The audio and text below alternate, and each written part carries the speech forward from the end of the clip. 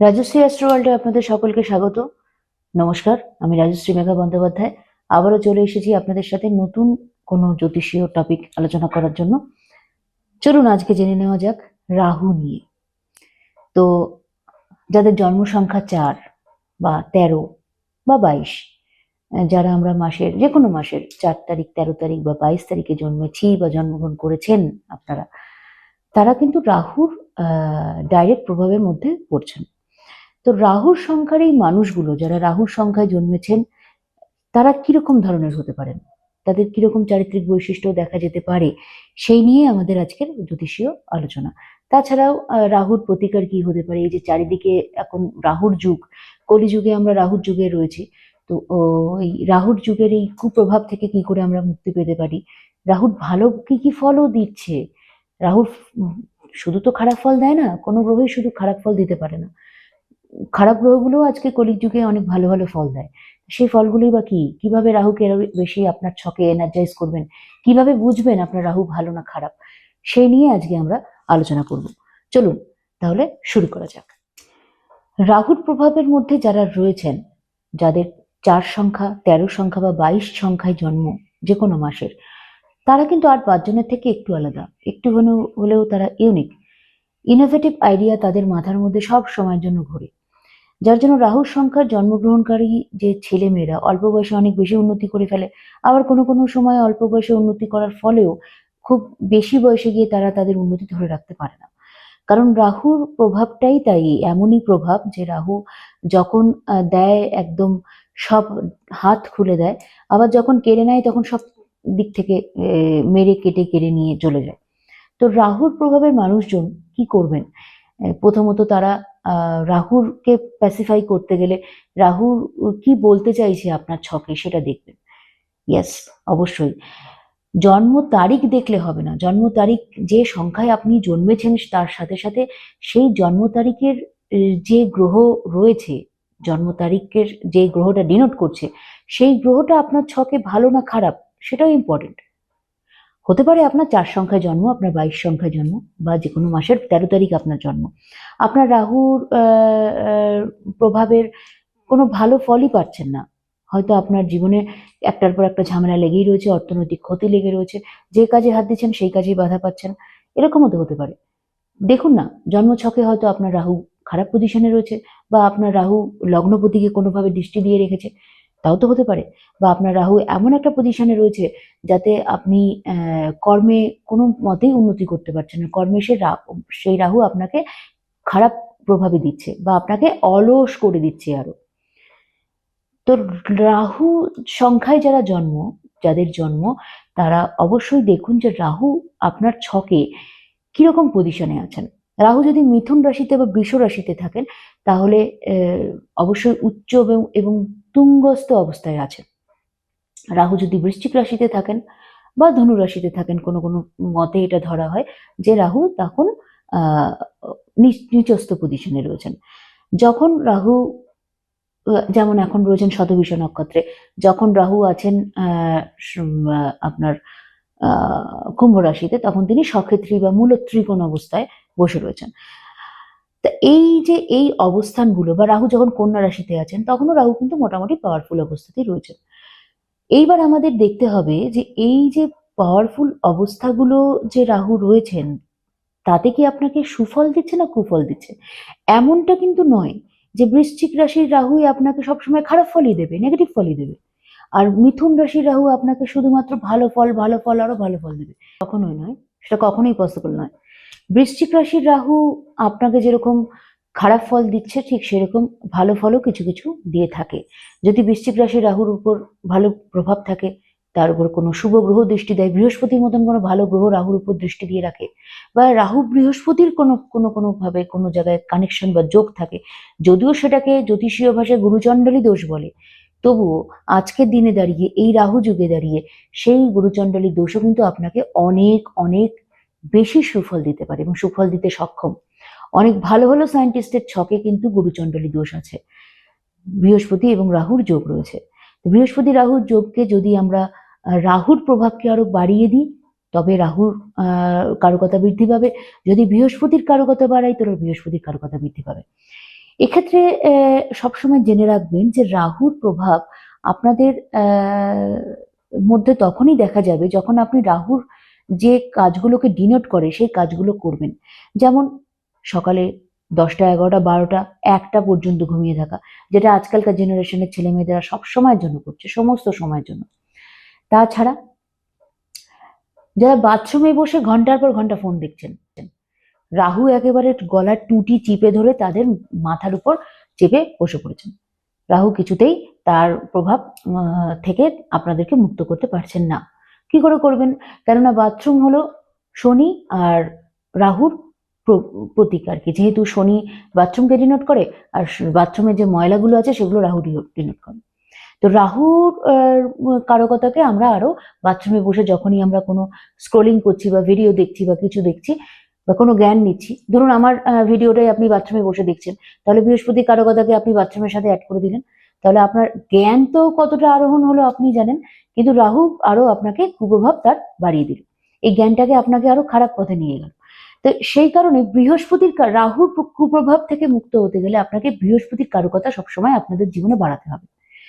একমাত্র বৃহস্পতির কাছেই রাহুদেব জব্দ, বৃহস্পতিই একমাত্র পারেন রাহুদেবের যে কুপ্রভাব, সেই কুপ্রভাব থেকে আমাদেরকে মুক্ত করতে।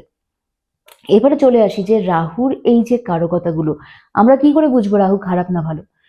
আমাদের ছকে যদি কোনো কারণে রাহু খারাপ থাকে, তাহলে আমরা অতি অবশ্যই কি জাঙ্ক ফুড খেতে ভালোবাসবো। এখন তো চারিদিকে জাঙ্ক ফুডের বাহার, চারিদিকে বিরিয়ানির দোকান, আর না হয় জাঙ্ক ফুডের দোকান, মানে ফোন খুলছি, টিভি খুলছে, ছোট ছোট বাচ্চারা শুধু দেখছে কি না জাঙ্ক ফুড, আর না হয় বার্গার খাও, স্প্যাগেটি খাও, এই সমস্ত খাবার। তো এই সমস্ত খাবারগুলো কিন্তু সবটাই, বা স্পাইসি ফুড, বা যেগুলো একদমই আনহেলদি ফুড, সেই খাবারগুলো কিন্তু পুরোপুরি রাহু ডিনোট করে। যার জন্য আজকের দিনে এই কলিযুগ, যেহেতু রাহুকাল, রাহু যুগ, তাই এই কলিযুগে কখনোই রাহুকে আমাদের মাথার উপর ফলাও হতে দেব না, হাভি হতে দেব না, যেটা আমরা বলে থাকি। তো রাহু যুগে আমরা কি করব, কি করণীয়? রাহু যুগে সবার প্রথম করণীয় হচ্ছে আমরা সকালে ঘুম থেকে উঠি, নিজেরা ফ্রেশ থাকি, সারা ঘর পরিষ্কার পরিচ্ছন্ন থাকি। রাহু কিন্তু এই অপরিচ্ছন্ন জায়গাতেই বেশি বাস করেন, রাহু কুপ্রভাবগুলো অপরিচ্ছন্ন জায়গাতে বেশি ফুটে ওঠে। তা আমরা এখন বিশেষ করে বাড়িতে সময় পাই না, কর্মক্ষেত্রে ব্যস্ত হয়ে থাকি, তার জন্য ঘর পরিষ্কার করার বা ঘরের ময়লা পড়ে রয়েছে সেগুলো ডিক্লাটার, যেটাকে বলে ডিক্লাটার করার টাইম পাই না, পরিষ্কার পরিচ্ছন্ন করতে পারি না, সেটা অবশ্যই করা উচিত। সেই বছরের পর বছর ধরে প্লাস্টিক ঘরে একটার পর আসছে আর গুজে গুজে গুজে গুজে রাখছেন, গুজে গুজে রাখছেন, একদম করবেন না। প্লাস্টিক সবার আগে ঘর থেকে বিদায় করে দিন। রাহুর কুপ্রভাব থেকে মুক্তি পেতে গেলে সবার আগে যত ঘরকে পরিষ্কার পরিচ্ছন্ন, ফ্রেন্ডলি, ইকো ফ্রেন্ডলি রাখবেন, এনভায়রনমেন্ট ঘরের মধ্যে ভালো রাখবেন, তত রাহুর কুপ্রভাব আপনাদের ঘর থেকে মুক্ত হবে, সরে যাবে। রাহুর কুপ্রভাব আপনাদের ঘর থেকে সরে গেলেই আপনাদের ঘরের মধ্যে যে পারিবারিক অশান্তি, সাংসারিক মনোমালিন্য, সন্তানের সাথে বাবার পটে না, বাবা মার সাথে ছেলে মেয়েদের পড়ছে না, বা ছেলেমেয়েরা অন্য পথে চলে যাচ্ছেন, ছেলে মেয়েদের যে মন মানসিকতাকে আপনি কিছুতেই আপনার আয়ত্তের মধ্যে নিয়ে আসতে পারছেন না, বা আপনার কোনো টিনেজ ছেলে বা মেয়ে অল্প বয়সে কোনো খারাপ সঙ্গী বা খারাপ সঙ্গিনীর পাল্লায় পড়ে গেছে, খারাপ বন্ধু বান্ধবের পাল্লায় পড়ে গেছে, সেই জিনিসটাও কিন্তু রাহুর কুপ্রভাব ঠিক করলে বা ঘর পরিষ্কার পরিচ্ছন্নতা রাখলে, বা আপনি জাঙ্ক ফুড আপনার জীবন থেকে সরিয়ে দিলে, শরীর চর্চা করলে নিয়মিত, আপনাদের রাহুর কুপ্রভাব অনেকটা মুক্ত হবে আজকের দিনে। এছাড়া রাহুর এই যে রাহু না খুব আনপ্রেডিক্টেবল গ্রহ। রাহুর সম্পর্কে বলতে গেলে অনেক কথা বলা যায়, আবার এত বড় কথাও রাহু সম্পর্কে বলেও কিছু লাভ হয় না, কিছু জানা যায় না। রাহু আনপ্রেডিক্টেবল একটাই কারণে অনেক সময় দেখা যায় যে বৃষ রাশি বা মিথুন রাশিতে রাহু যখন তুঙ্গস্থ অবস্থায় রয়েছেন, সেই সব ধরনের মানুষগুলো তারা ক্লাস নাম্বার 1 চিটিংবাজ, এরকম মানুষ দেখা গেছে। বৃষ রাশিতে রাহু, তুঙ্গস্থ রাহু, মিথুন রাশিতে রাহু, তুঙ্গস্থ রাহু, রাহু এমন প্রভাব দিয়েছেন যে যে কোনো মানুষের প্রতি, যে কোনো মানুষকে সহজে ওরা যা তা বলে বশ করতে পারছেন, ম্যানিপুলেট করতে পারছেন, তাতে ম্যানিপুলেটিভ পাওয়ার খুব সাংঘাতিক ভাবে হাই হয়ে যায়। আবার অনেক সময় দেখা গেছে যে রাহু যাদের বৃশ্চিক রাশিতে আছে, হয়তো রাহু ওভারঅল ছকে দেখতে ভালো না বা রাহু খারাপ পজিশনে আছে, কিন্তু তারা অনেক বেশি স্পিরিচুয়াল পার্সন, তারা হাইলি ইনটিউটিভ পার্সন, তারা সত্যকে খুব প্রেফারেন্স দেন জীবনে, তারা অন্তত এই খারাপ পথ থেকে জীবন থেকে সরে যান। তো এই জন্য না রাহুর প্রভাবের উপর দেখতে হবে, রাহুর উপরে বৃহস্পতির দৃষ্টি যদি থাকে বা স্যাটার্নের মতন কোনো যদি মেলিফিক গ্রহ রাহুর উপর দৃষ্টি দিয়ে রাখেন, তাহলে রাহু কি করছে, তার যে এক্সট্রা ডিজায়ার, রাহু আমাদের অত্যাধিক চাহিদা, আমাদের ইগো, আমাদের মানে অত্যাধিক কি বলবো, আমাদের যে ডিস্যাটিসফ্যাকশন, সেটা রাহু ডিনোট করছে। তা রাহুর এই যে ডিজায়ার, এই ডিজায়ার থেকে আমরা অনেক বেশি মুক্ত হব, বা রাহুর উপর যদি কোনো ভালো গ্রহ প্রভাব বিস্তার করে, তাহলে আমরা কিন্তু রাহুর যে কুপ্রভাবের যে জায়গা থেকে সেটা আমরা কিছুটা হলেও একটু মুক্ত হব। যদিও ওভারঅল ওয়েস্ট বেঙ্গলে রাহুর প্রভাব অনেক বেশি দেখা যায় ওয়েস্ট বেঙ্গলের মানুষের মধ্যে, তারও একটা জিওলজিক্যাল কারণ আছে, তারও একটা অ্যাস্ট্রোলজিক্যাল কারণ আছে। তবু আজকের দিনে আমরা যেখানে কলি যুগে রয়েছি, রাহু যুগে রয়েছি, সেখানে আমাদের মধ্যে প্রত্যেকের মধ্যে, ইচ অ্যান্ড এভরি ওয়ান, তাদের মধ্যে রাহুর প্রভাব, রাহুর যে কুপ্রভাবগুলো আমাদের সবার মধ্যে কম বেশি বিদ্যমান, কারোর একটু কম, কারোর একটু বেশি। তো সেক্ষেত্রে দেখা যাচ্ছে বা আজকের দিনে যেটা দেখতে পাচ্ছি আমরা, রাহুগ্রস্ত যে সমস্ত ছেলেমেয়েরা রয়েছে বা আমাদের যে এখনকার প্রজন্ম, আধুনিক প্রজন্ম ছোটবেলা থেকে ফোন হাতে নিয়ে বসে রয়েছে, ফোনও কিন্তু অ্যাকচুয়ালি শনি আর রাহুকে ডিনোট করছে। যত বেশি পরিমাণে আপনার স্ক্রিন টাইম বাড়ছে, তত আপনার রাহুর পজিশন ছকে আরো উত্তরোত্তর বৃদ্ধি পেতে চলছে, আর রাহু আপনাকে কুপ্রভাব দিতে চলেছে। স্ক্রিন টাইম বাড়া মানে আপনার ঘুম চলে গেল, অনিদ্রা রোগে ভুগছেন, আপনি প্রেশার হাই হয়ে গেছে, আপনার গ্যাস্ট্রিকের সমস্যায় ভুগছেন, রাহু আপনার পেট আর পেটের সংক্রান্ত রোগকে ডিনোট করছে, বা বিভিন্ন ধরনের নেশার দ্রব্যতে আপনি আসক্ত হয়ে যেতে পারেন। তো রাহু যদি আপনার খারাপ হয়, বা রাহু যদি আপনার উপর একদম সাংঘাতিক পরিমাণে মাথা চারা দিয়ে রাখে, আপনার টুটিটা চেপে ধরে, তাহলে কিন্তু আপনি দেখবেন আপনার এক বা একাধিক প্রেমের সম্পর্কে আপনি জড়িয়ে পড়ছেন।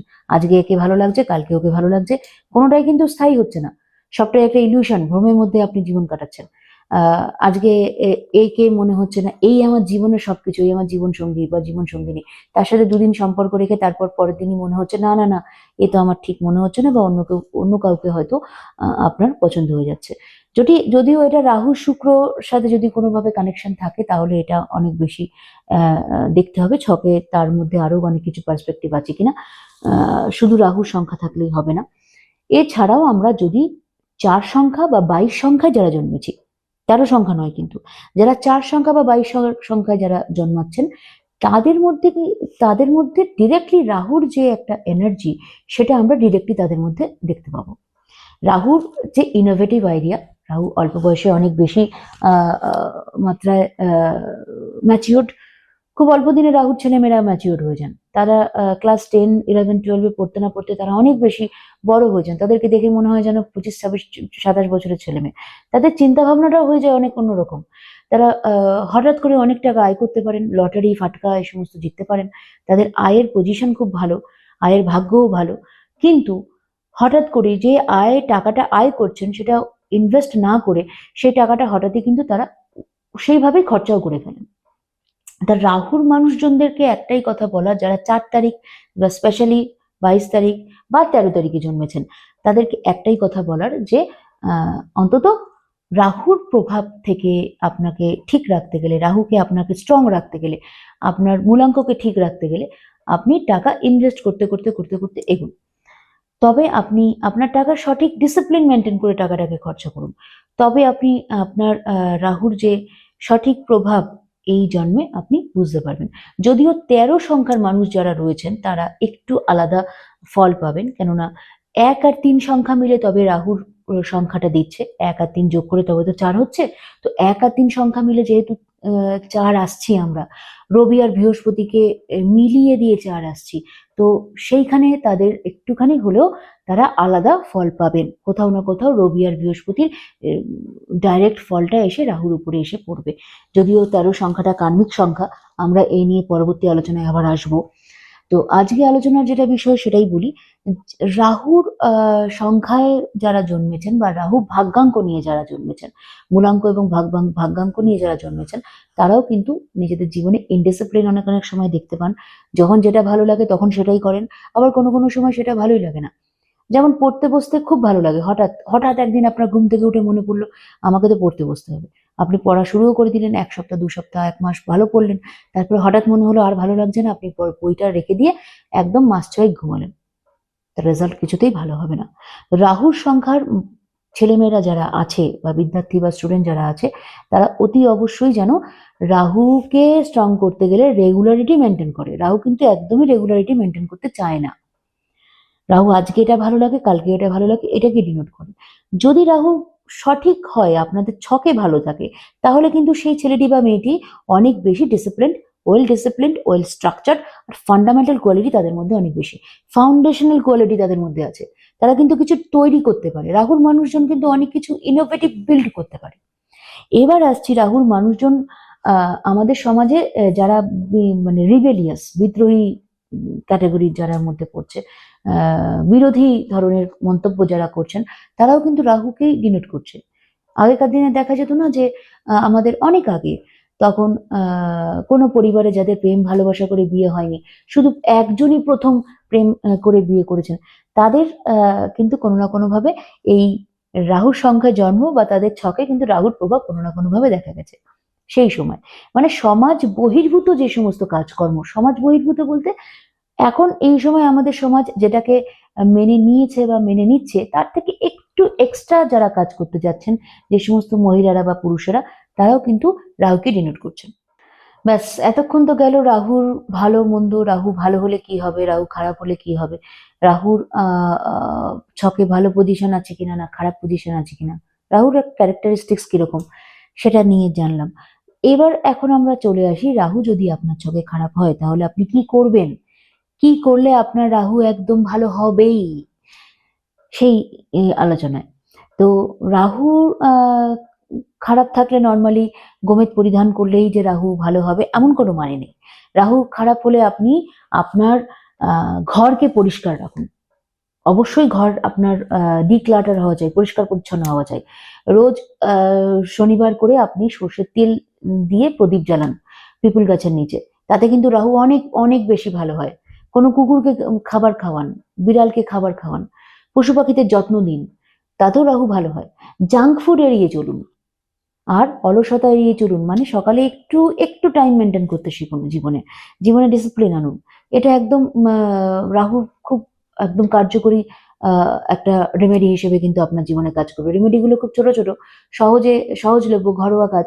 হয়তো আপনার মনে হতে পারে যে এই তো ঘরই তো পরিষ্কার করতে হবে, কি এমন ব্যাপার দিনের পর দিন রেখে দিচ্ছেন। না, ঘর পরিষ্কার করাটা কিন্তু বিশাল বড় টাফ ব্যাপার এখনকার দিনে অন্তত। মানে এইটা রাহু আপনাকে করতে দেবে না। রাহু যদি আপনার খারাপ হয়, আপনি কোনো মতেই আপনার ঘর পরিষ্কার পরিচ্ছন্ন কিছুতেই রাখতে পারবেন না, কোনো না কোনো ভাবে সেটা খারাপ হয়ে যাচ্ছে।